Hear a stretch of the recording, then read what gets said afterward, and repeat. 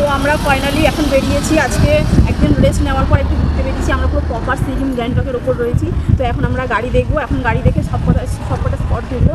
Sorry, তো আমাদের লুকটা কেমন লাগছে দেখে নাও। ওয়াও, এখানে পাহাড়ি রাস্তায় বেয়ে বেয়ে হাঁটতে হাঁটতে পুরো পাটা ব্যথা হয়ে যায়, তবুও মাঝের মধ্যে উঠতে খুব ভালো লাগে। ওখানে স্ট্যান্ড থেকে একটা গাড়ি ঠিক করে নিলাম। আমরা নানান রকমের স্পট ঘুরে ঘুরে দেখবো।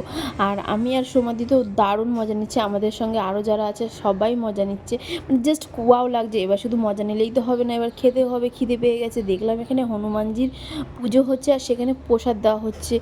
এখানে সিস্টেম স্টিলের প্লেটে প্রসাদ দিচ্ছে আর স্টিলের গ্লাসের চা, সঙ্গে চাটাও দিচ্ছে। আর এখানে কী কী খাবার দিয়েছে দেখে নাও।